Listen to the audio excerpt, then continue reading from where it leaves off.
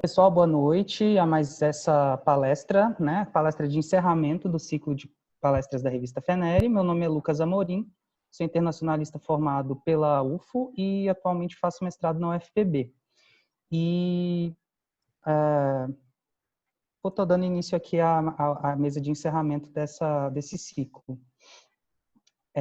que é um resultado de meses de trabalho, né, do corpo editorial da revista, formado por estudantes de relações internacionais voluntários. Além de agradecer a nossa palestrante da noite, eu gostaria também de agradecer os demais membros do corpo editorial, a Federação Nacional de Estudantes de Relações Internacionais, especificamente na pessoa do Daniel, que é nosso editor-chefe, diretor de pesquisa da federação, que foi instrumental para o sucesso do nosso ciclo. Para além disso, renovar os nossos agradecimentos à Matchmaking, que é nossa parceira, e que auxilia desde o nosso primeiro ciclo de palestras, né? Esse ciclo marca o final da etapa da sondagem e preparação e o início da efetiva operação da revista, né? E já é possível submeter trabalhos para apreciação do nosso corpo editorial científico pelo e-mail revista@fenere.org.br. Nossa palestrante da noite é Daphne Bezen, que é formada em Relações Internacionais pela PUC-Rio, mestra em Sociologia Urbana pela UERJ, especialista em Política e Planejamento Urbano pela UFRJ. Trabalhou nos departamentos de Relações Internacionais das Prefeituras do Rio de Janeiro e Duque de Caxias em organizações do terceiro setor. E desde 2017 trabalha como analista de programas na ONU Habitat, em Maceió, Alagoas. Tem experiência profissional e acadêmica em cooperação internacional para diplomacia, direitos humanos, gênero e segurança urbana. Nossa palestrante irá proferir sua palestra e eu peço que vocês aguardem para realizar suas perguntas, se desejar abrir o microfone e fazer a pergunta verbalmente.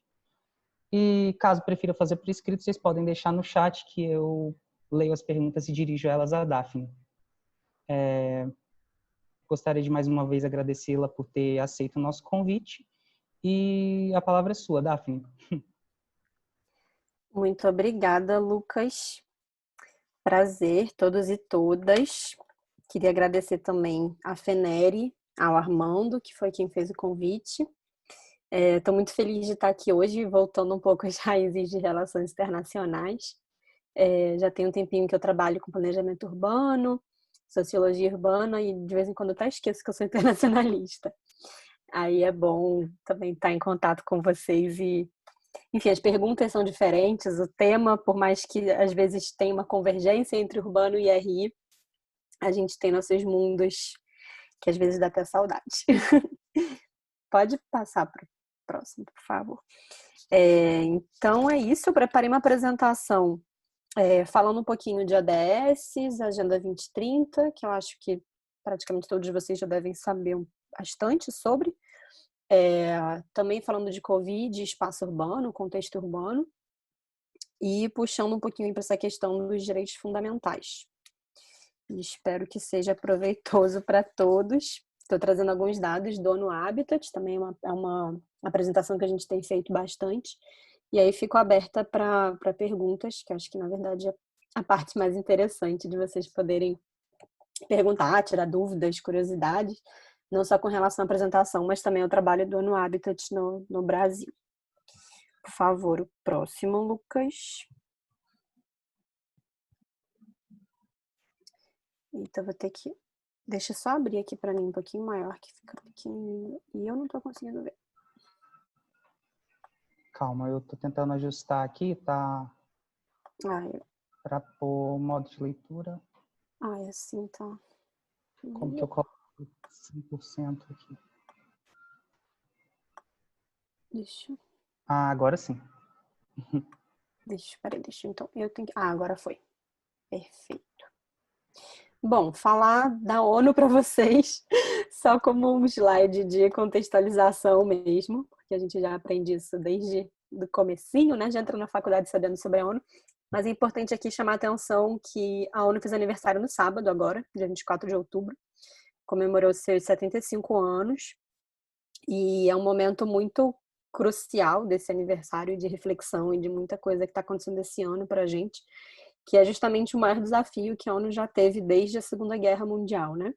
Então, justamente no seu aniversário de 75 anos, na década da ação, que é o ano de 2020, que faltam agora 10 anos para a gente cumprir a Agenda 2030, a gente se depara com um contexto de pandemia que começa a questionar tanta coisa, colocar em xeque tantos valores e pilares da organização já há tanto tempo. Eu vou deixar aqui para vocês esse linkzinho. É um questionário que a ONU lançou esse ano de perguntas para o futuro, né? Que futuro que a gente quer num contexto que a gente tem de pandemia e como que a gente acha que o mundo vai ser daqui a 25 anos. Então, seria legal se vocês pudessem responder, anotar o link, eu posso mandar também depois no chat. E são perguntas super interessantes que também fazem com que a gente pense, às vezes, questões muito óbvias, a gente fala, será que é isso mesmo? O que está acontecendo? Como esses valores estão todos sendo questionados hoje nesse momento. Por favor, o próximo. E agora falando do ONU Habitat, que é onde eu trabalho desde 2017. Não sei se vocês conhecem, mas o ONU Habitat é a agência das Nações Unidas para os assentamentos humanos. É a agência da ONU que é ponto focal para a urbanização sustentável. Ela trabalha pelo desenvolvimento urbano, social, econômico e ambientalmente sustentável, com o objetivo de proporcionar moradia adequada para todos e todas. É uma agência de cooperação técnica e trabalha com os temas relacionados à vida nas cidades, tendo sido estabelecida em 1978 como resultado da primeira Conferência das Nações Unidas sobre Assentamentos Humanos, a Habitat 1. A sede global do ONU... Eu organizo uma palestra, tem 10 pessoas, cara. Mal. Pessoal que está com o microfone aberto, por favor. Daphne, desculpa a interrupção, Nada. viu? Não tem problema. Só achei que era comigo. A sede do ONU Habitat fica em Nairobi, capital do Quênia, e no Brasil a sede fica no Rio de Janeiro. E desde 2017 a gente tem um escritório local em Maceió, que é onde eu trabalho. Por favor, o próximo. Bom, o projeto do ONU Habitat em Maceió, que eu trabalho, ele acontece em cooperação com o governo do estado de Alagoas. É um projeto que foi assinado em 2017, em junho de 2017, e a gente inaugura o nosso escritório por lá em outubro desse ano. É um projeto que tem como principal atuação a produção de dados qualificados, diagnósticos e estratégias de ação.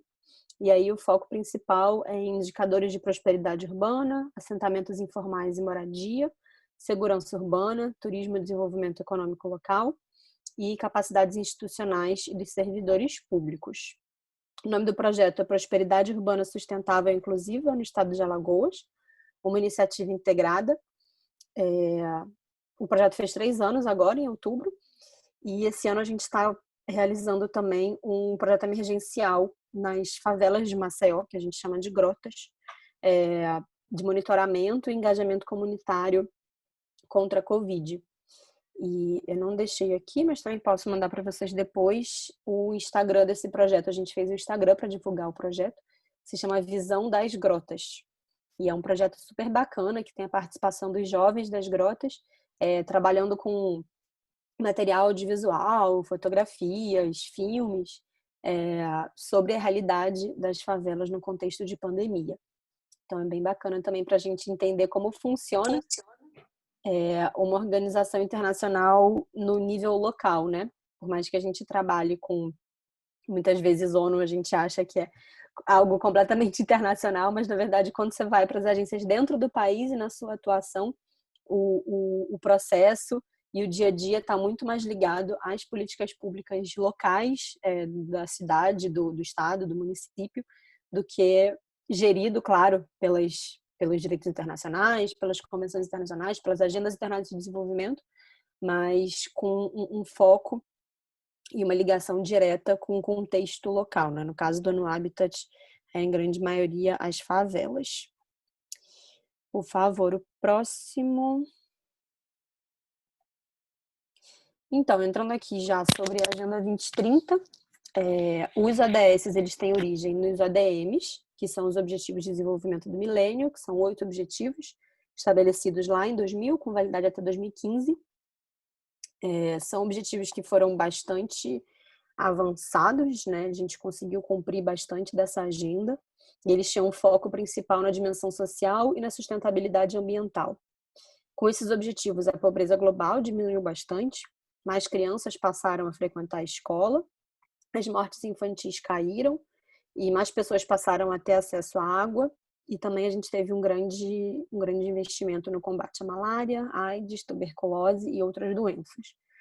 Aí, em 2012, na Rio+20, as metas dos ODS, os Objetivos de Desenvolvimento Sustentável, começaram a ser traçadas, pensando agora em novos desafios, também oriundos da conferência e oriundos dos ADMs, para a gente pensar em um planeta mais sustentável com a meta até 2030. Então, em 2015, esses ODS são estabelecidos, em 2016 eles entram em vigor e têm validade até 2030, por isso que a gente chama de Agenda 2030. Por favor, próximo.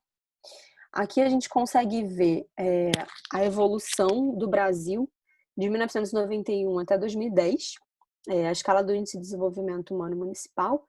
E aqui a gente consegue ver como que os ADMs conseguiram o monitoramento e acompanhamento dos ADMs, né?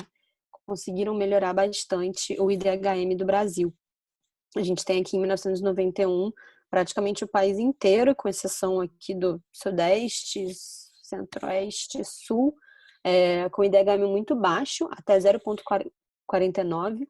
Aí em 2000 a gente já tem um Brasil mais equilibrado, mas também com grande foco no Sul, Sudeste, já com algum IDHM alto e também baixo e médio. E aí em 2010 a gente já tem um novo retrato, né, de país. É claro que essas mudanças não necessariamente foram só a existência dos ADMs, a gente teve muitas políticas nessa época com foco nas populações mais vulnerabilizadas, no combate à fome, no combate à pobreza no Brasil, mas é interessante a gente conseguir fazer essa mensuração dentro da agenda que era pautada na época, né? Que eram os Objetivos de Desenvolvimento do Milênio, com validade aí até 2015. Por favor, o próximo. E aqui a imagem dos 17 Objetivos de Desenvolvimento Sustentável, que vocês já devem conhecer, mas eu gosto bastante dessa imagem porque ela mostra como cada ODS se integra com o outro e como é importante a gente trabalhar todos eles de uma forma integrada, né? Não quebra-cabeça. Não faz sentido a gente erradicar a pobreza se não está trabalhando a fome, o emprego, a educação de qualidade, a igualdade de gênero, o saneamento. Eu acho que nesse momento de pandemia foi bastante crucial a gente conseguir... Enfim, muitos desafios se tornaram mais explícitos, né? Eles sempre existiram, mas hoje a gente consegue ter mais... Uma lente de aumento foi colocada em cima de vários problemas que hoje ficaram mais claros para todo mundo. E de ver que não adianta a gente resolver um problema numa ponta e não resolver em outra e dar oportunidade para todos melhorarem, né? Então, os ODS eles são compostos por uma agenda com 5 grandes áreas, que são os 5 P's da ONU: pessoas, prosperidade, paz, parceria e planeta, com 17 objetivos compostos por 169 metas divididos entre eles, adotados por 193 países, que são os países membros da ONU. Por favor, o próximo. Então, esses ODS, eles são universais, né? São objetivos e metas relevantes para todos os governos e atores, mas a universalidade não significa que eles sejam uniformes, ele implica uma diferenciação. Cada país, cada região, cidade, estado vai adotar eles e trazer e fazer essa localização para a sua realidade de alguma forma. Eles são integrados, e integrar essas políticas significa que a gente tem que balancear as 3 dimensões do desenvolvimento sustentável: o nível social, o crescimento econômico e a proteção ambiental. E a abordagem integrada implica também que a gente consiga lidar com as contradições.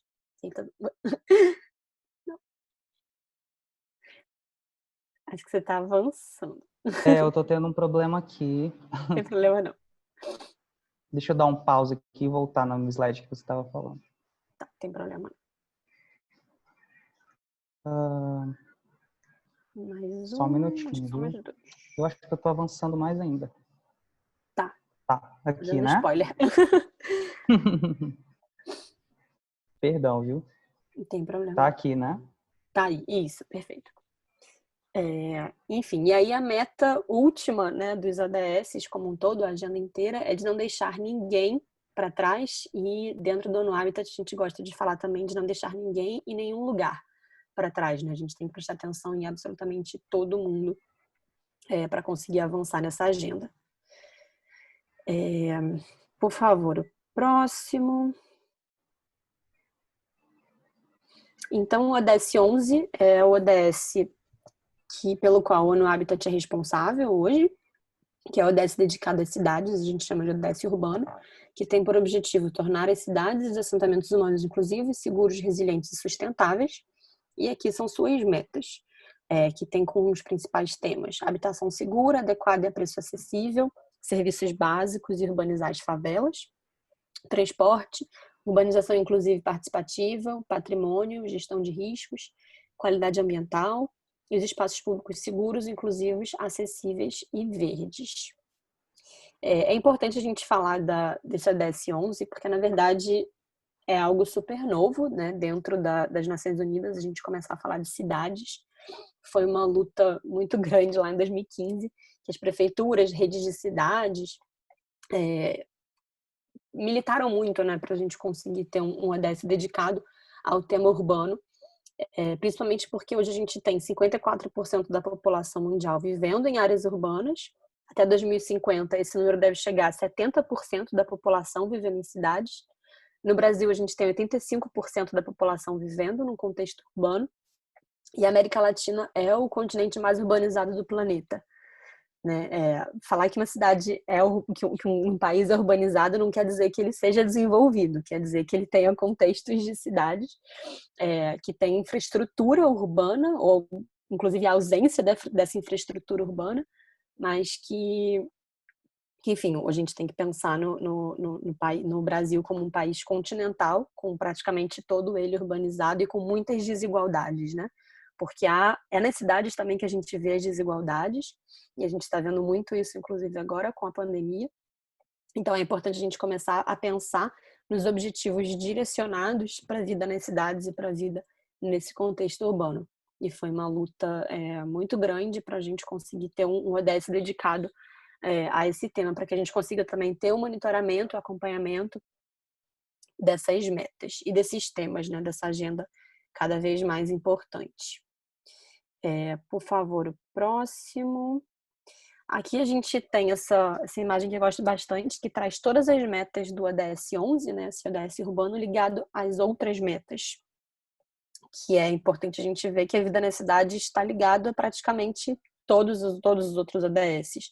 A igualdade de gênero, redução de desigualdades, combate à fome, combate à pobreza, trabalho e emprego, parcerias, questão de paz, enfim, saneamento básico, tudo está interligado e acontece nas cidades, né? As cidades são a localização, na verdade, de todos esses direitos. A gente tem o poder municipal, as prefeituras, focando nessa vida urbana como o poder público mais perto dos cidadãos e vendo também os desafios cotidianos e podendo proporcionar uma vida melhor para as pessoas nas cidades.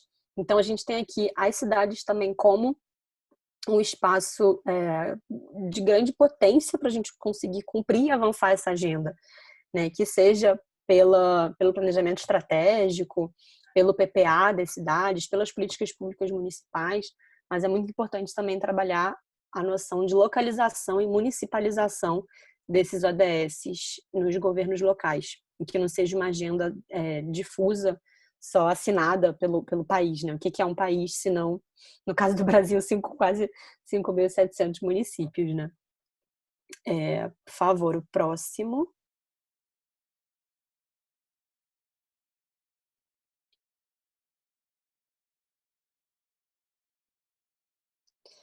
E aqui, entrando agora um pouquinho no tema principal da palestra, na garantia dos direitos fundamentais, é importante salientar que nenhum dos ODS ele foi tirado da cartola, né? Não é nada aleatório que a gente fala, vamos fazer uma agenda para conseguir trabalhar a erradicação da pobreza. Não é algo criado, isso sempre existiu.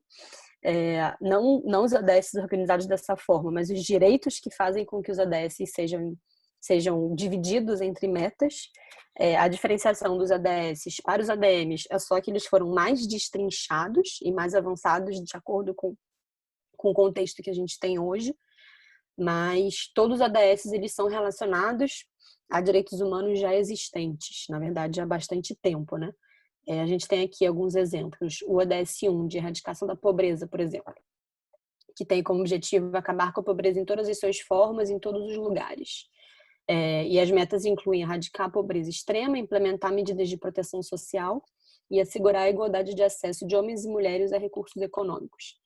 Esse ODS ele tem como base o direito a um padrão de vida adequado, que está na Declaração Universal dos Direitos Humanos, no artigo 25, o direito à seguridade social, está também entre os direitos iguais das mulheres na vida econômica, na Convenção sobre a Eliminação de todas as formas de discriminação contra as mulheres.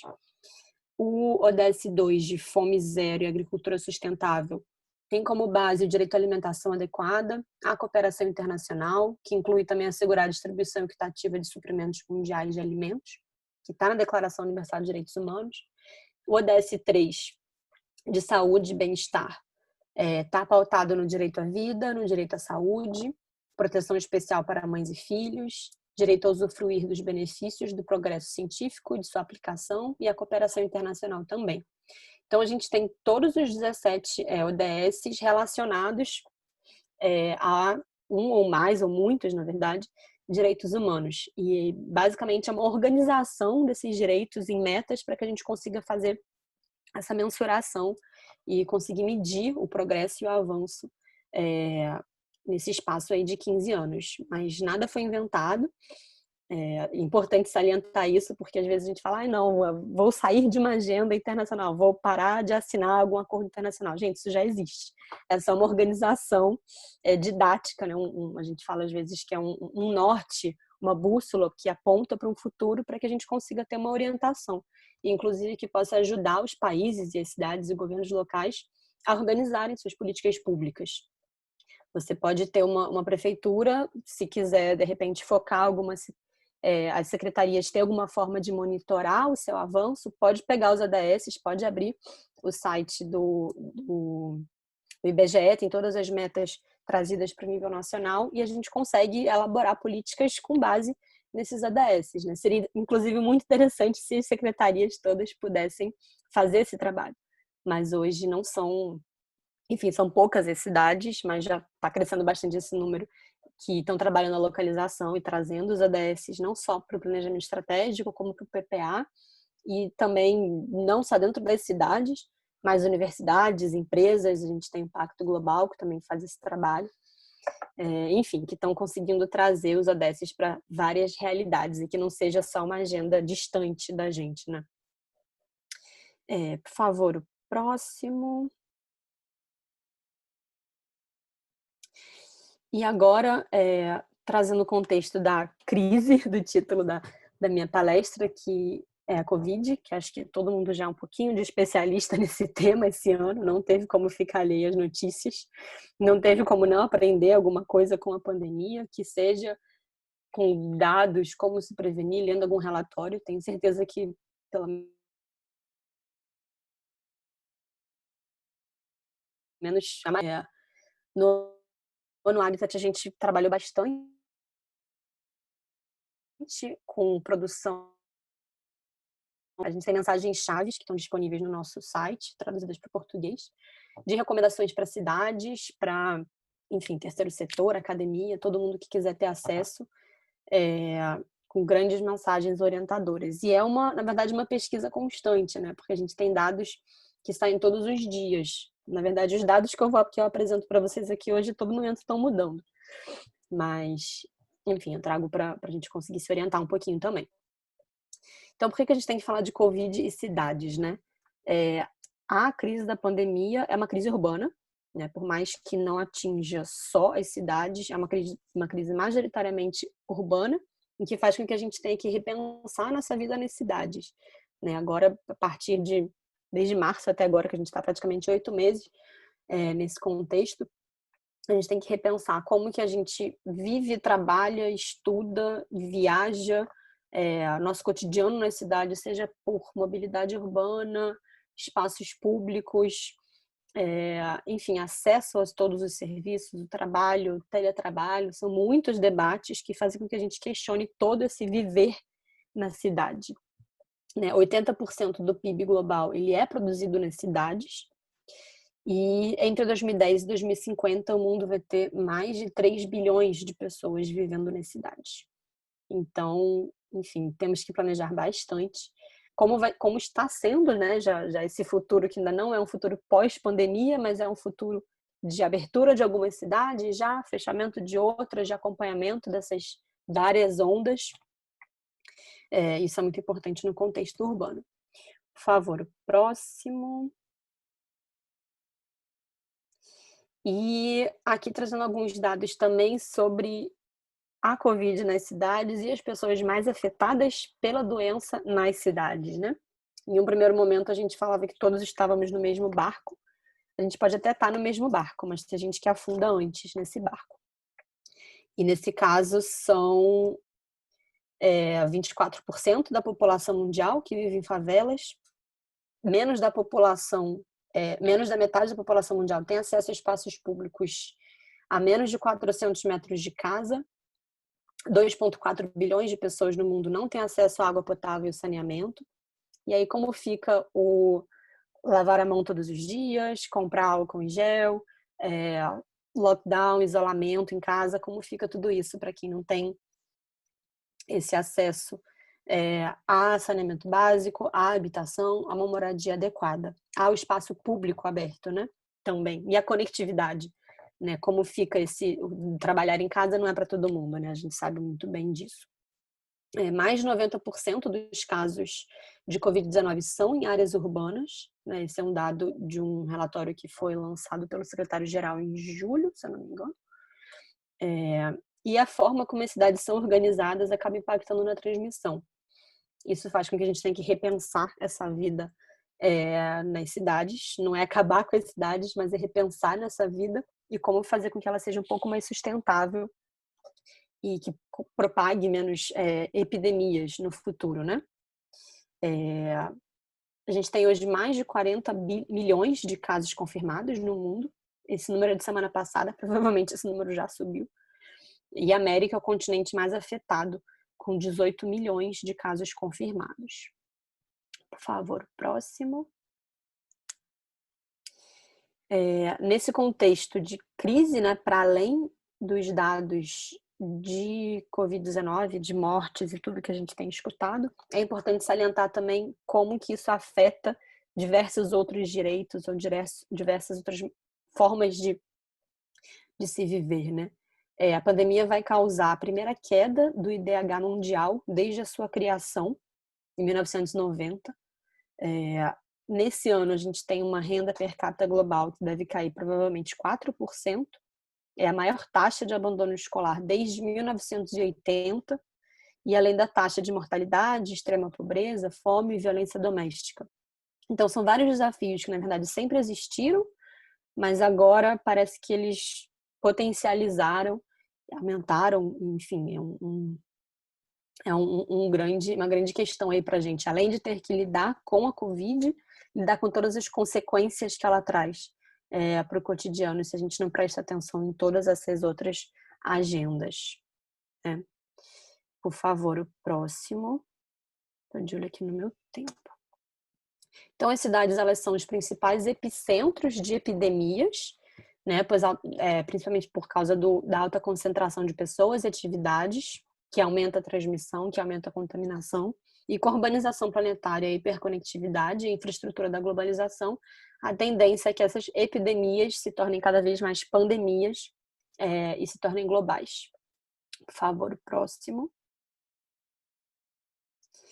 E aqui, por que é especial a gente dar um foco para as áreas mais precárias das cidades, para que a gente consiga se planejar melhor nesse contexto, né? Nessas áreas, e aqui falando um pouquinho do nosso trabalho em Maceió, a gente fez uma nota técnica apontando todas as as favelas da cidade, né? São 100 assentamentos informais caracterizados por grotas, que é um estilo de favela que existe muito em Maceió, que são fundos de vale, é para baixo, né? Não é para cima, como no Rio de Janeiro, por exemplo, que é um morro. E a gente fez um mapeamento dessas 100 grotas, apontando quais eram os principais problemas que cada uma tinha de conseguir se prevenir ou se recuperar da Covid, né?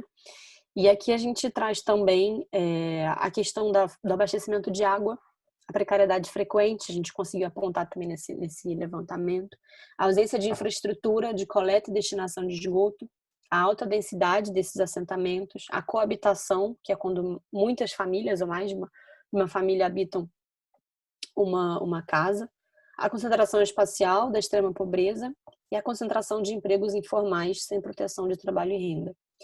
E aqui chamando a atenção para também uma questão de gênero, né? As mulheres são as principais trabalhadoras informais no Brasil hoje. Então, se a gente afeta isso, a gente está afetando toda uma cadeia de não promoção de desigualdade, né? Então, a gente tem que dar prioridade para os grupos que estão mais vulnerabilizados nessa cadeia. Por favor, o próximo.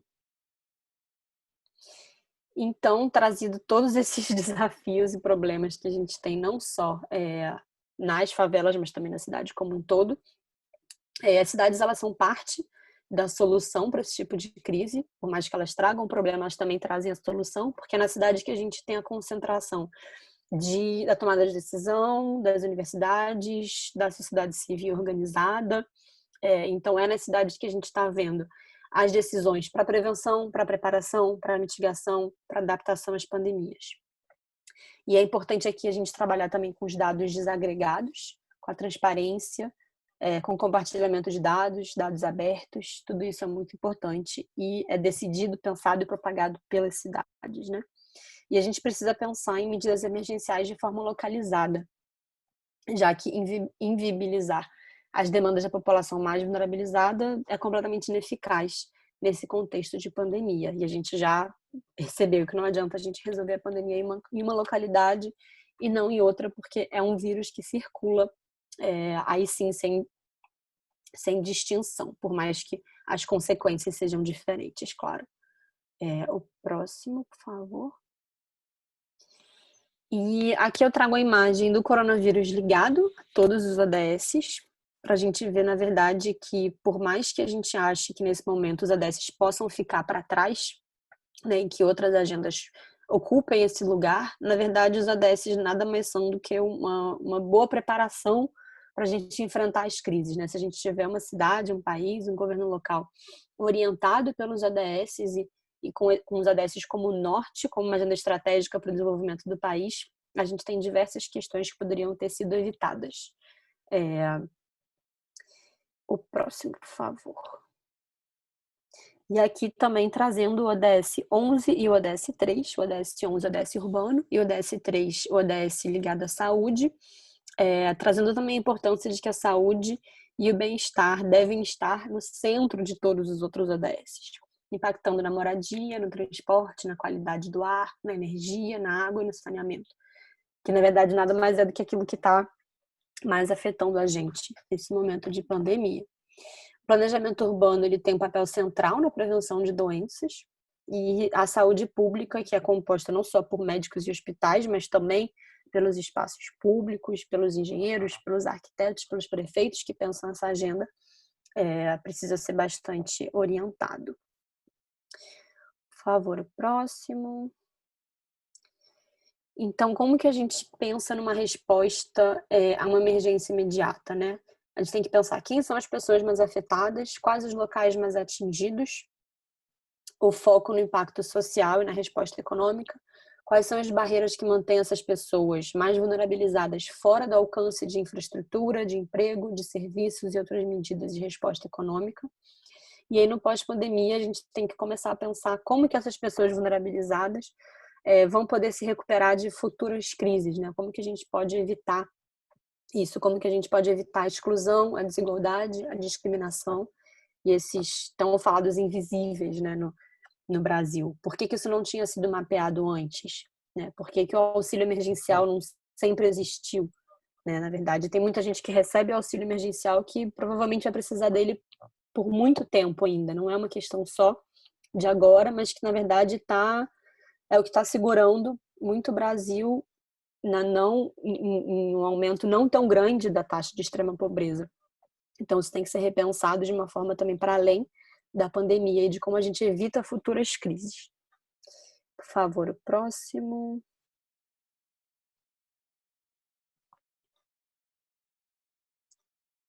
Acho que esse aqui já foi. Por favor, o próximo. Eu já falei um pouquinho disso. E aqui as oportunidades que a gente tem, oportunidades entre muitas aspas, porque não gosto de falar de que é um momento em que a gente possa, enfim, tirar algo de bom disso. É muito complicado falar disso com tantas mortes e tanta tristeza. Mas como um ensinamento, lições aprendidas, né? A cooperação, e acho que nós, como internacionalistas, temos que trabalhar bastante por isso, não só em nível regional, mas em nível internacional. Pensar que, na verdade, uma cidade sozinha, um país sozinho, não é nada, né? A gente tem aqui a cooperação, a diplomacia das máscaras, que a gente chamou, de importação, países ajudando outros países com máscaras, com equipamentos de proteção individual, a vacina sendo estabelecida de forma em cooperação com universidades, países, cidades, centros de pesquisa, para além da fronteira, para além do país. Temos também cidades trabalhando juntas entre si. No Brasil, a gente tem o caso do consórcio do Nordeste, quando os estados do Nordeste se juntaram para ter um painel de monitoramento próprio, para ter as próprias pesquisas, para ter o próprio financiamento. Enfim, a cooperação hoje é mais importante do que nunca, né? A gente precisa construir cada vez mais pontes e menos muros, né? Isso é bastante importante. E também o papel das organizações internacionais nesse processo todo. Acho que nunca se falou tanto de ONU e ODS e OMS na história. Por mais que, às vezes, falando bem ou falando mal, se falou sobre isso e se conheceu muito essa agenda internacional. E a importância de se existir uma organização das Nações Unidas hoje em dia, com praticamente 200 países membros, quase todos os países do mundo.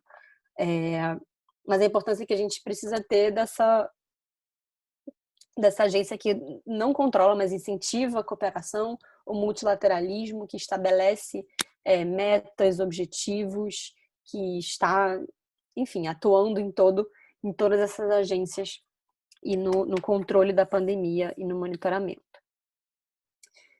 Boas práticas e inspirações de outras cidades e países. A gente tem visto algumas cidades já tendo boas práticas, que seja na área de mobilidade urbana, a gente tem visto muita coisa, no combate à violência contra a mulher, a gente tem visto bastante coisa também. Enfim, compartilhamento entre cidades, entre governos, entre universidades, entre instituições, é algo que tem acontecido bastante. Os dados abertos, a transparência é importante. A gente tem visto pesquisadores, às vezes individuais, que estão cedendo suas bases de dados para os governos. Enfim, isso tudo são as boas lições aprendidas nesse momento. E uma sociedade civil mais empoderada. Eu acho que a gente sai disso tudo com um pouco mais de consciência também. E de oportunidades para estabelecer essas parcerias e de continuar seguindo a Agenda 2030, a nova Agenda Urbana, o Acordo de Paris e todas as agendas de desenvolvimento internacional. Por favor, o próximo. E aqui, como serão as nossas cidades pós-pandemia, né? É um questionamento que eu deixo para vocês. A gente vai ter mais espaços públicos, mais mobilidade ativa, mais bicicletas, mais ciclovias, mais áreas verdes, mais densidade demográfica. A gente vai ter mais a privatização desse espaço público, do lazer, da cultura, que é uma coisa que me preocupa bastante também, né? Se fala que não pode pegar o transporte público, então as pessoas que têm carro vão sair com mais carro. Como fica tudo isso? A gente tem que repensar tudo isso para que as cidades não sejam ainda mais guetizadas e segregadas, né? Porque é uma chance muito grande da gente dar alguns passos para trás, inclusive, com relação a isso. Por favor, o próximo. Já estou acabando. E a cidade que a gente quer para o futuro, ela é mais inclusiva, mais resiliente, mais sustentável, mais segura, mais saudável.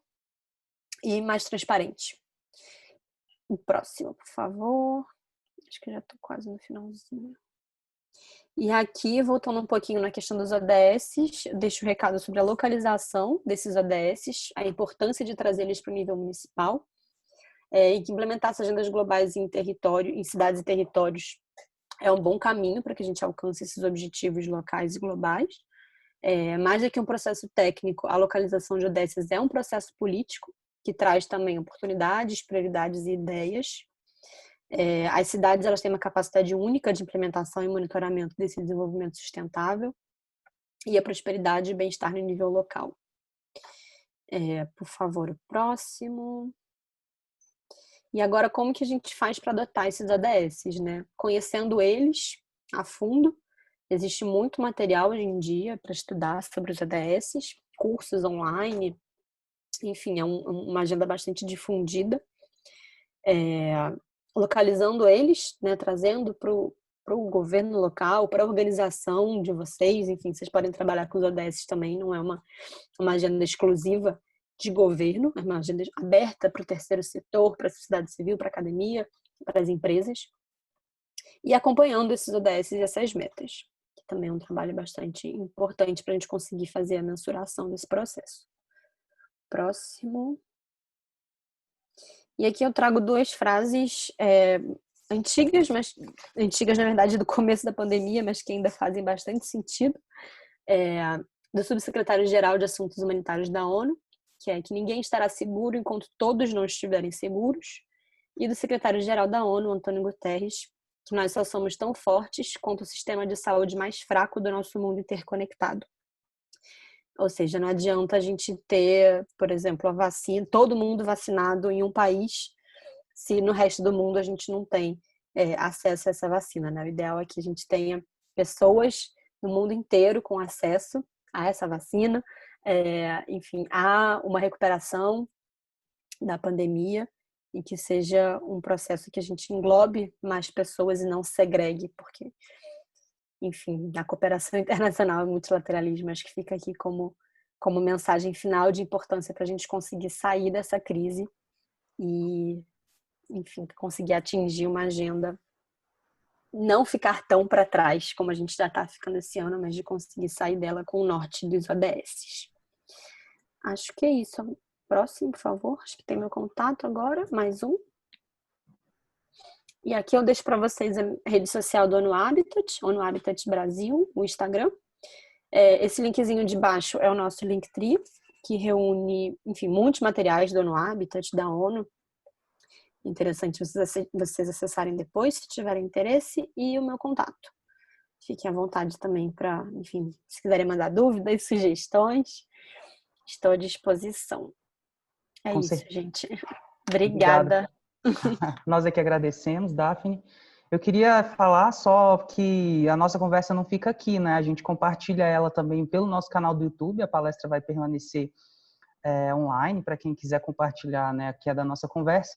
E a gente coloca à disposição também, Daphne, a nossa revista, para caso você queira submeter uma nota técnica a respeito do que você compartilhou aqui com a gente hoje, né? O nosso primeiro ciclo, ele deu um dossiê só com as notas técnicas dos participantes do primeiro ciclo. Isso é muito interessante a gente compartilhar, né, o conhecimento que a gente compartilhou aqui na palestra, né? Outra coisa que eu queria compartilhar com você, né, assim, o nosso ciclo, ele contou com participação de internacionalistas e pessoas trabalhando em vários setores, né? Então a gente teve desde setor privado, diplomacia pública, corporativa, diversas palestras sobre paradiplomacia. E é muito interessante ver a atuação da agência para que você está trabalhando agora, da ONU Habitat, né? Que particularmente eu já tinha ouvido falar da ONU Habitat, mas não conhecia muito bem o trabalho, né? E principalmente pensar que é uma cidade aqui também do Nordeste, eu falo de João Pessoa, né? Então é bastante interessante. Estamos pertinho. E eu queria conversar com vocês um pouco sobre essa questão de como que, não especificamente sobre a sua exposição, mas como que a gente, internacionalista, a gente sempre arranja uma outra vertente, né? Igual você falou que trabalha com sociologia urbana, né? como que você chegou a esse tema, como que foi sua trajetória, eu queria que você compartilhasse com a gente, né? E eu também abro o microfone para quem quiser fazer mais alguma pergunta para a Daphne. O microfone está aberto, ou vocês também podem fazer as suas perguntas pelo chat, tá certo? Bom, vou te respondendo então, Lucas, sobre a minha trajetória. Eu, na graduação, estudei a questão dos mega eventos. Não sei a idade de vocês, mas já sou formada em 2013, que era um momento em que estava se debatendo muito sobre Copa do Mundo, Olimpíadas. Eu sou do Rio de Janeiro. Então, nesse momento, a gente falava muito sobre o direito à cidade. O Rio, principalmente com as Olimpíadas, se falou muito sobre essa agenda. Na época, eu trabalhava em algumas ONGs no Rio. E comecei a me interessar muito pela pauta urbana por meio do direito à cidade e por meio de mega-eventos. E aí comecei a estudar bastante isso e descobri que, fazendo relações internacionais, existia a paradiplomacia. Foi o primeiro momento em que eu tive contato com esse termo, né? O que é paradiplomacia? Né? Que nada mais é do que a gente conseguir trazer a diplomacia para o nível local e conseguir fazer com que as cidades cooperem, trabalhem entre si, e tenham uma ação internacional, localização de agendas internacionais e consigam trabalhar por esse desenvolvimento aí no nível mais amplo, né? Que muitas vezes na faculdade a gente fica muito preso em países, em guerra, em um contexto que é tão longe da nossa realidade. Às vezes você pensa, gente, eu como internacionalista, às vezes eu sou muito mais útil e posso colaborar muito mais trabalhando numa prefeitura de uma cidade, com políticas públicas locais, do que esse grande sonho de, enfim, na minha época as pessoas assim, eu vou para a África, eu vou para trabalhar a crise do Paquistão. Gente, acho que pessoas de RI podem trabalhar em absolutamente qualquer área e a gente tem uma formação muito crítica e completa, né, para trabalhar inclusive com cidade, com políticas públicas locais, né. Tá muito mais perto da gente do que a gente acha, né, a nossa possibilidade de atuação. Inclusive, ao estudar uma guerra fora do Brasil, a gente tem muitos mecanismos para conseguir analisar conflitos de segurança urbanas locais, né? E aí, na época, eu comecei também um trabalho no IPUR, que é o Instituto de Pesquisa e Planejamento Urbano e Regional da UFRJ, no Observatório das Metrópoles, também acompanhando o trabalho da organização com relação aos mega-eventos. E comecei a descobrir que eu queria seguir meu mestrado, minha carreira acadêmica nessa área urbana e de sociologia e ciências sociais, para além de RI, né? Eu queria começar a trazer tudo que eu aprendi no escopo maior, começar a funilar um pouco mais e não expandir. E foi aí que eu me inscrevi, passei no mestrado em sociologia urbana na UERJ e continuei estudando sobre o Rio de Janeiro como cidade que atua internacionalmente, né? E aí falando do Rio de Janeiro como uma cidade que deseja se tornar global, mas que não necessariamente é uma cidade global. E aí ao mesmo tempo em que eu entrei no mestrado, eu também passei na seleção para a Coordenadoria de Relações Internacionais da Prefeitura do Rio, a CRI. Não sei se vocês já ouviram nas palestras de paradiplomacia, geralmente a CRI é bastante mencionada, porque a Prefeitura do Rio foi a primeira a ter um departamento dedicado para as relações internacionais no Brasil.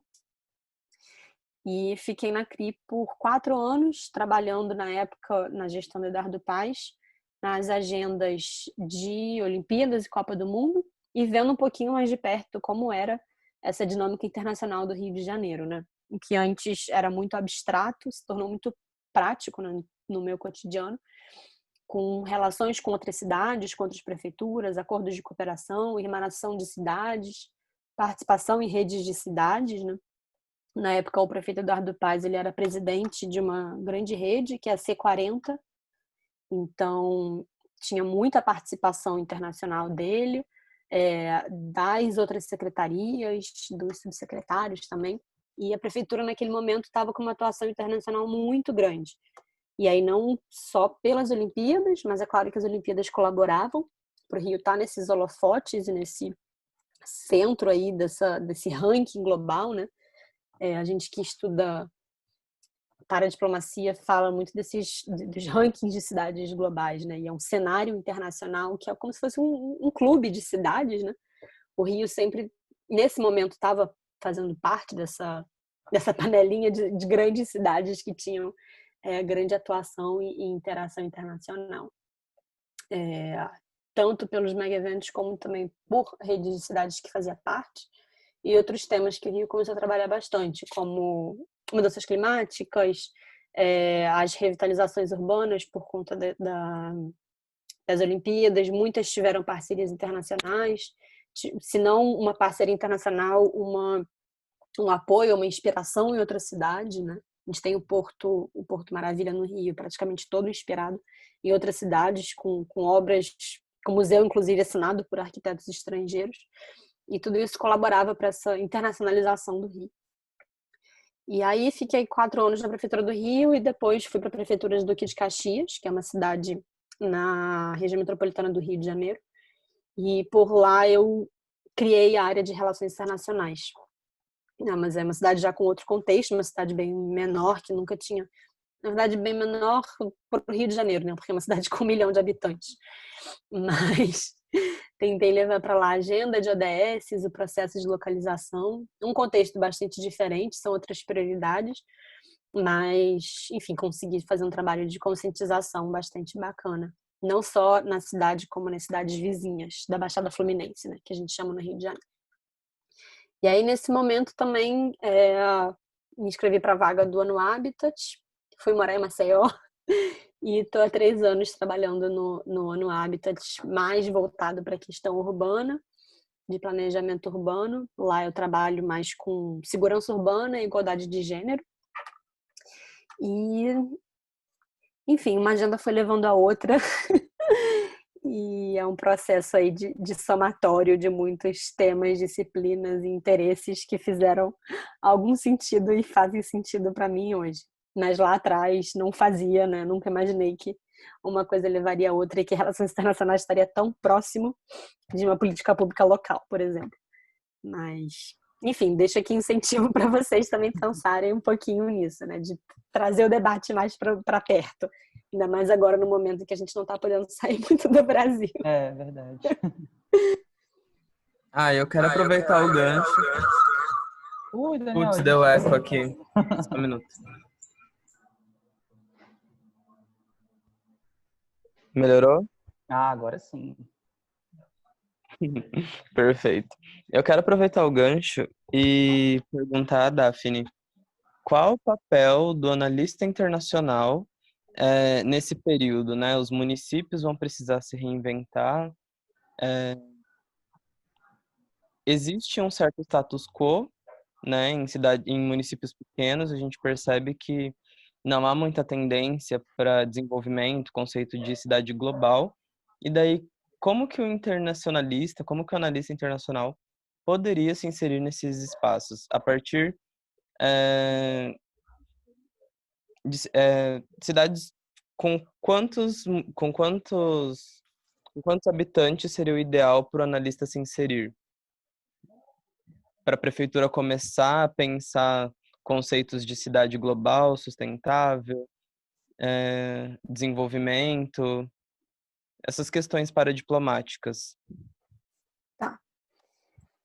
Bom, não tem uma receita para que a gente consiga seguir isso, mas acho que qualquer cidade poderia começar uma agenda, não necessariamente internacional, mas uma agenda de localização de objetivos e direitos internacionais, né?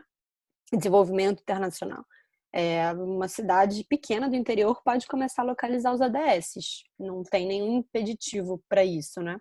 Porque se você for abrir as metas de cada ODS, nada mais é do que uma prefeitura já faz, do que uma secretaria de desenvolvimento urbano, provavelmente já tenta traçar muitas daquelas metas, mas sem tê-las reunidas em um documento, em um bloco para fazer o monitoramento. Mas não tem nada de novidade ali, né?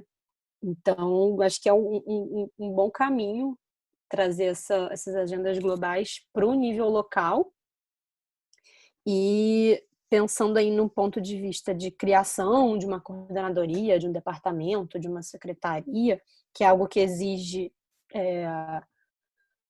não é barato você ter uma equipe dedicada às relações internacionais e principalmente convencer um prefeito de que isso é importante.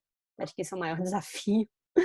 Já passei por isso, de ter que conversar com o prefeito e explicar para ele por que era importante ele localizar os ODSs, ou ele participar de um evento, ou ele se reunir com uma outra cidade que estava vindo visitar o município. São muitos ganhos que não são imediatos, eles não acontecem na hora, mas eles vêm com o tempo, né? São ferramentas que a gente adquire aí pro futuro. E agora, nesse momento de pandemia, a gente viu que muitas cidades no Brasil que têm uma coordenadoria, um departamento, uma secretaria de relações internacionais, conseguiu ajudar muito a prefeitura nesse processo de cooperação com outras cidades, que seja de negociação com uma outra cidade ou com outro país para conseguir importar equipamentos, que seja na elaboração de materiais, de relatórios, de pesquisa, de recomendações. Rio e São Paulo, BH também teve um papel muito importante nesse processo. Aí estou falando de grandes cidades, né, que são já exemplos de paradiplomacia no Brasil. Mas a gente tem o Consórcio Nordeste, por exemplo, com os 9 estados do Nordeste que fazem parte. Muitas dessas cidades têm áreas de relações internacionais. Salvador tem uma secretaria bastante grande. Recife tem também, não tão grande, mas tem. E não tem dúvida de que esses departamentos ajudaram de alguma forma nessas negociações internacionais. Que seja até com referências, né? Tipo, BH fez uma tradução de notícias em vários idiomas, participou de muitos eventos, teve financiamento de redes internacionais para participar de projetos de editais. As redes de cidades são muito importantes nesse processo também. Enfim, tem as redes de cidades maiores, tem as redes de cidades menores, mas todas elas estão compartilhando o tempo inteiro conhecimento, recursos, oportunidades.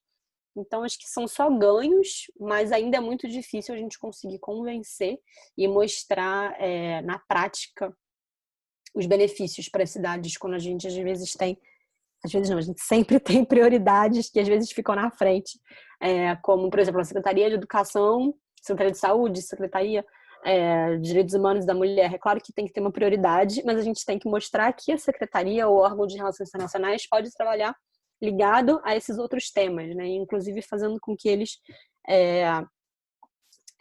enfim, tenham uma atuação internacional e possam ajudar o município a ter uma inserção internacional por alguma dessas áreas. Né? Enfim, eu acho que é um desafio nosso aí também da paradiplomacia e das pessoas que trabalham nessa área de conseguir mensurar esse nosso trabalho, que às vezes ele se perde, parece que não é prioridade ou que é um dinheiro não bem gasto, quando na verdade nosso trabalho, às vezes ele está difundido em todas as outras áreas. É uma secretaria meio, né? Não é uma secretaria fim, né? Uma área fim. E enfim, eu acho que toda cidade, independente do seu tamanho, pode pensar nisso. Acho que principalmente por meio dos ADSs e de estudar essas agendas internacionais, estudar as redes de cidades, o que faz sentido fazer parte ou não.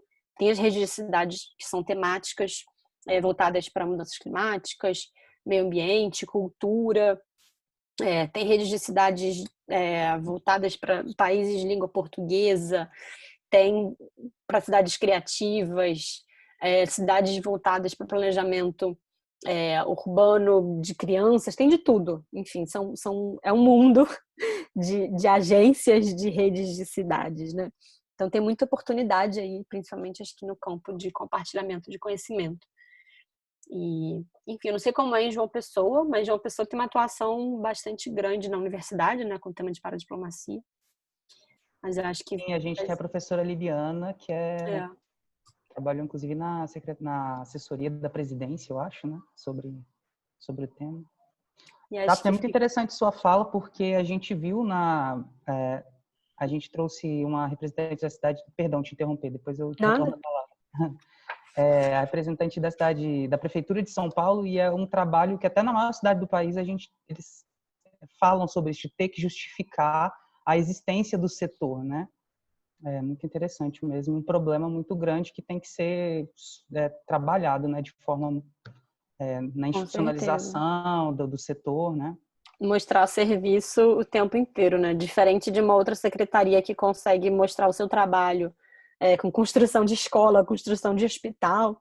Uma secretaria de RI não vai construir na prática nada, mas pode conseguir recursos para a construção de uma escola, pode conseguir um edital, um prêmio, ou então uma missão que consiga trazer um exemplo de boas práticas de outra cidade para interferir na política de educação local. Então, são essas ligações que muitas vezes acontecem pelas relações internacionais, e às vezes não é nem pelo departamento de RI, mas por outra pessoa ali dentro que tem esse contato, que a gente tem muitas cidades que não tem uma área dedicada para as RIs, mas tem pessoas que fazem e que se envolvem com esse trabalho, e tem que justificar isso o tempo inteiro, né? É um desafio bastante grande para a gente. No caso do Rio, era bastante explícito pelas Olimpíadas, a gente tinha muitas missões internacionais, acho que por semana eram praticamente 2 missões para conhecer os equipamentos do Rio, para conversar com o prefeito, para fazer emanação de cidades, para fazer acordos de cooperação. Enfim, no Rio era um contexto muito específico e único daquele momento, que hoje já é outro, né? E inclusive também é importante salientar que a paradiplomacia ela também é uma agenda do prefeito, né? Então, uma atuação do Rio de Janeiro há 4 anos atrás não quer dizer que vai ser assim para sempre. A gestão de hoje tem um outro foco, tem uma outra orientação, e é claro que isso vai também para atingir todas as secretarias da prefeitura, né? Não é uma agenda de Estado, geralmente é uma agenda de governo. E aí também é importante a gente trazer o tema da paradiplomacia para as eleições municipais, né? Sei que a gente está com um grupo debatendo isso, né? Trazendo essa questão dessa importância de se pensar isso para as eleições municipais também. E acho que principalmente nesse momento de importância de cooperação com outras cidades, com outros países, com outras universidades, acho que ficou um pouquinho mais claro o potencial dessa área em algumas cidades. Mas também é um momento de corte de gastos e geralmente a primeira área que sai é de RI. Então é um grande desafio aí para os profissionais que estão hoje nas prefeituras, né? Eu quero Oi, aproveitar esse gancho e fazer mais uma pergunta. Desculpa. Pode fazer, gente. Aproveita. Pode fazer, Valeriana. Depois eu faço. Ok, desculpe. Boa noite. Eu queria comentar que meio que casou de eu ter lido e estava até traduzindo um artigo que eu li hoje no site do Jornal Nexo, que estava falando justamente sobre desenvolvimento sustentável, citou vários pontos que foram falados aqui, isso foi bem interessante. E tem um que me chamou bastante atenção, que falava sobre o início do século, o Brasil ter avançado bastante em relação à diminuição da extrema pobreza. 2001 parece que era 14%, foi para 4,2% em 2011. E eu acho que esse é um dado bem interessante de ser levantado e está dentro dessa pauta. E também nesse artigo comentava sobre justamente o que foi falado aqui, de agora muitas questões estarem em alerta e está se pensando em apagar o fogo agora, né? O que está mais crítico. Então, quando você pensa no desenvolvimento e no cuidado com a população, os menos favorecidos e tudo mais, agora a gente está pensando na questão do auxílio, a gente está pensando em só tomar um fôlego para continuar, né? Mas que a pauta de desenvolvimento sustentável ela não deve mesmo sair, ela não deve ser esquecida, ela não deve ser deixada de lado. E eu acredito muito que, principalmente ouvindo vocês aqui, e eu não sou de relações internacionais, estou aqui só infiltrada, mas me interesso muito pela pauta. Eu acredito muito que o papel de trazer as pessoas é muito nosso, no geral, assim, nosso Posso considerar nós que estamos estudando, que estamos no meio, que estamos participando, porque eu vejo que não é nem uma questão de desinteresse, mas é uma questão muito difícil de se levar para as pessoas. E quem mais se prejudica no processo de um não desenvolvimento sustentável são as pessoas que menos conseguem ter acesso a isso. Então, é um ciclo. Quem pode levar isso a elas somos nós mesmos. E talvez essa questão até da prefeitura e do prefeito e de trocar e como levar isso para uma cidade, talvez o caminho seja esse de trazer as pessoas, porque elas vão estar ali sempre. Então, se elas puderem cobrar sempre, ir atrás sempre, buscar o desenvolvimento sustentável, buscar todas essas pautas, não importa o prefeito que vai estar, não importa quem vai estar lá, essa pessoa vai ser cobrada, ela vai ter que fazer alguma coisa quanto a isso. Uhum. Então, enfim, era só um comentário. Com certeza, Valéria. Enfim, acho que o empoderamento da sociedade civil vai ficar como um grande legado, né, desse momento de pandemia, de cobrança de agenda, de localização de agenda. Eu acho que até quem nunca estudou sobre esse tema teve, de alguma forma, ligando a televisão, percebeu, teve conhecimento ali, nem que fosse por osmose. As pessoas aprenderam alguma coisa na pandemia, enfim, sendo da área ou não, sobre a necessidade de, enfim, se trabalhar e de fazer uma cidade para todo mundo, né? Não adianta a gente resolver problemas de um ponto, não resolver de outro. Não adianta a gente resolver a pandemia nas partes mais beneficiadas da cidade se a gente tem as favelas no Brasil, né? Assim, aqui, moradia inadequada, como que se faz isolamento físico dentro de uma casa com muitas pessoas morando, o que é o teletrabalho, o que é o estudar. Não se tem aula de Zoom em escola pública, né? Então, até esse debate que a gente tem tido, se abre, se não abre escola, cada cidade com posicionamento, Unicef fala, OMS fala, prefeitura, cada uma com posicionamento diferente.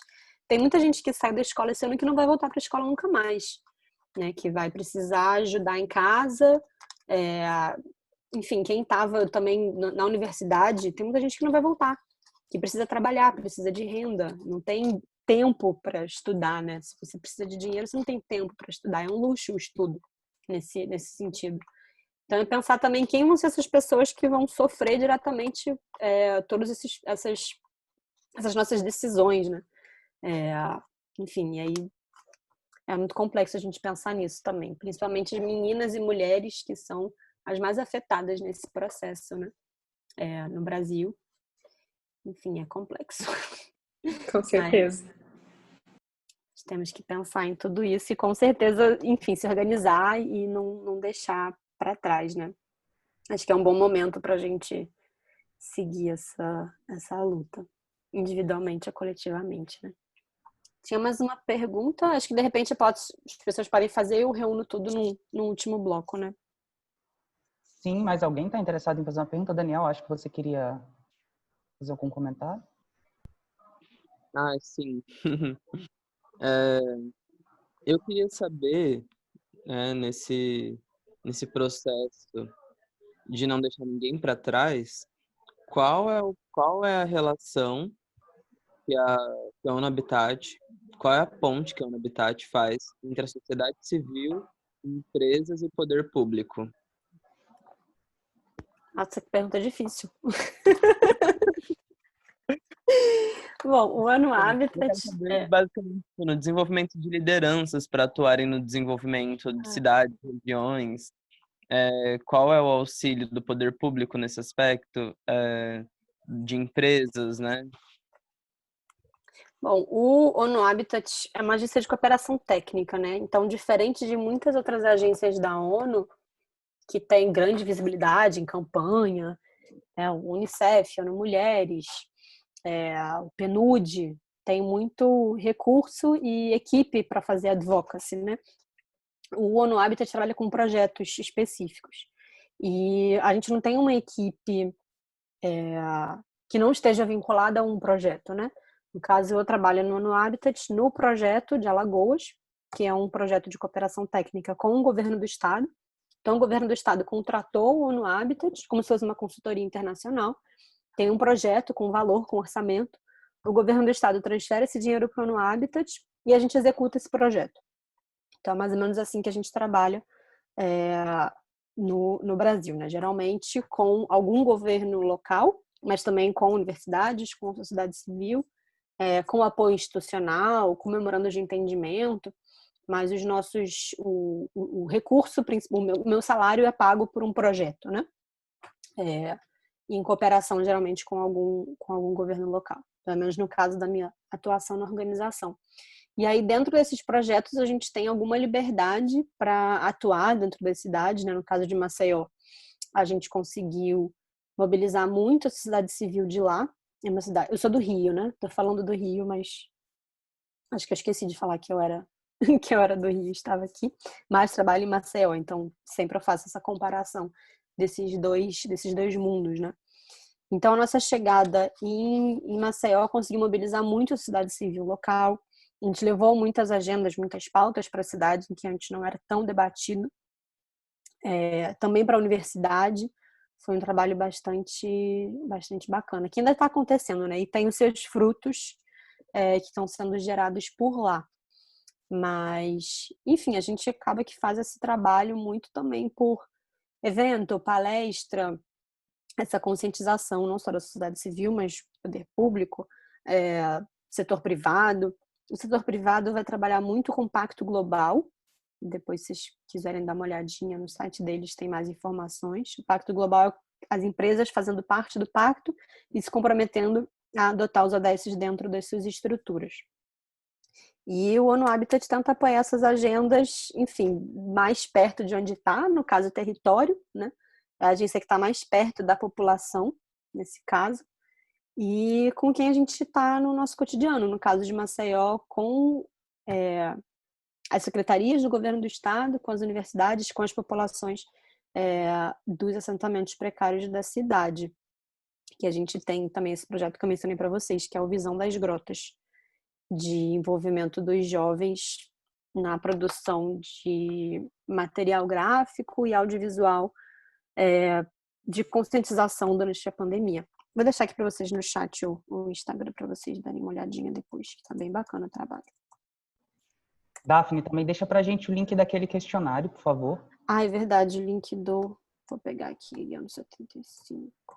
Daphne, eu vou deixar então a nossa última pergunta agora para a Valeriana. Qual o impacto do teletrabalho dentro dessa pauta social e até geográfica, pessoas indo para o interior? Você sabe se há algum estudo ou pesquisa nesse sentido? Não conheço, mas posso falar enfim, da minha opinião mesmo, né? A gente sabe que teletrabalho foi para uma parcela muito, na verdade, pequena, né? Se a gente for ver, só o trabalho que conseguia ter um computador que foi levado para casa, né? Mas a cidade continuou acontecendo e precisa continuar acontecendo com muitas pessoas também na ponta. Mas não sei desse impacto, mas com certeza a gente vai diminuir aí trânsito, emissões de gases, enfim, tem uns impactos no meio ambiente que com certeza vão ser vistos nas cidades também.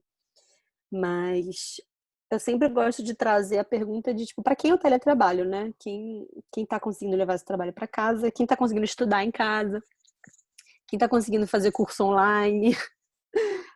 E também o impacto no nosso cotidiano, né? Eu acho que eu nunca trabalhei tanto na minha vida quanto nesse momento de pandemia. Então, o teletrabalho, na verdade, está sendo mais trabalho, né? A fronteira aí entre vida pessoal e profissional se mistura bastante, ainda mais quando a gente gosta do que trabalha. Ficam, né, dois mundos que se encontram. Mas de pensar também quem está tendo acesso a tudo isso, né? E o direito à conectividade, isso é muito importante. A gente tem muita gente, a maioria das pessoas no Brasil tem acesso à internet, mas não é o computador, é o celular.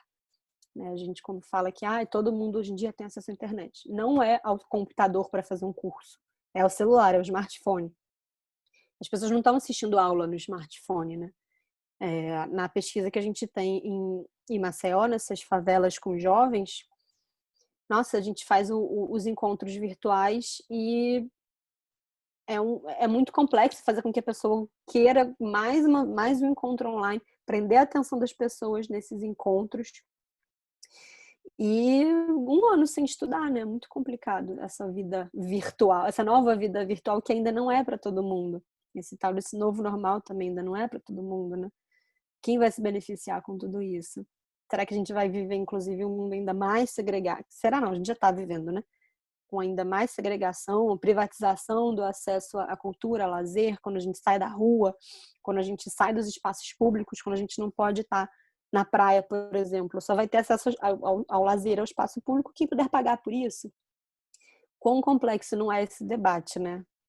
E aí também tentar pautar nossas falas e opiniões por conta disso.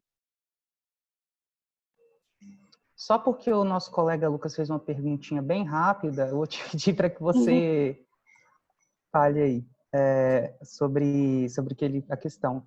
O que as empresas, quais são os compromissos que são assumidos pelas empresas, né, com a assinatura do Pacto Global? Peraí que eu vou mandar para vocês aqui agora. Deixa eu mandar para vocês os links que eu tenho que buscar. Claro. Tem que buscar no chat, só um minutinho. Eu vou, inclusive... Ao túnel. Eu vou aproveitar esse momento já para agradecer, Daphne, a sua presença nessa sala virtual. Né, o convite foi realizado pelo Armando em nome de todo o corpo editorial, né, para encerrar esse segundo ciclo de palestras da revista Feneri. Esperamos contar contigo em novas oportunidades. Obrigada, gente. Mandei para vocês aqui agora o link da pesquisa dos 75 anos da ONU e vou mandar para vocês também do Pacto Global, que tem bastante material por lá, mas basicamente é de trazer os ODS para dentro das empresas, né? De pensar como trazer essas metas para o funcionamento das empresas. Uma equipe que seja 50-50, mulheres e homens, que promova ações afirmativas, que pense na sustentabilidade, no seu cotidiano. É pensar os ODS para dentro da realidade da empresa como se fosse uma mini cidade, né? Que, enfim, saindo... Acho que, inclusive, na Feneri, nas universidades, a gente consegue pensar todas essas metas, nossa vida pessoal, né? É uma agenda que organiza aí os nossos sonhos e desejos para o futuro. Mas é isso, gente. Fico à disposição também, se quiserem mandar e-mail, perguntar alguma coisa, fiquem à vontade. Sigam o Instagram do Ano Habitat, por lá também tem muita informação. A gente está no mês do Outubro Urbano. Eu não sei se vocês estão acompanhando o Circuito Urbano. É uma série de eventos organizada pelo ONU Habitat. Vou deixar o link aqui também, que hoje em dia tudo funciona com link, né?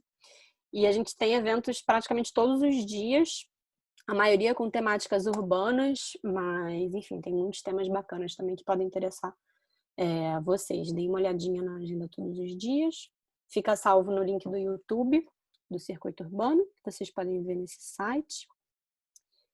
E acho que é isso, gente. Muito obrigada.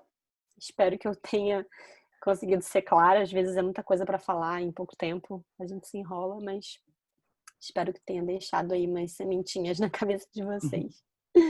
Nós é que agradecemos pela sua participação e espero que a gente possa continuar aí essa parceria, talvez para próximos eventos, nessa agenda. Com certeza, Lucas. Estou à disposição. Então, galera, muito obrigado pela participação a todos os nossos ouvintes, nossos telespectadores aqui.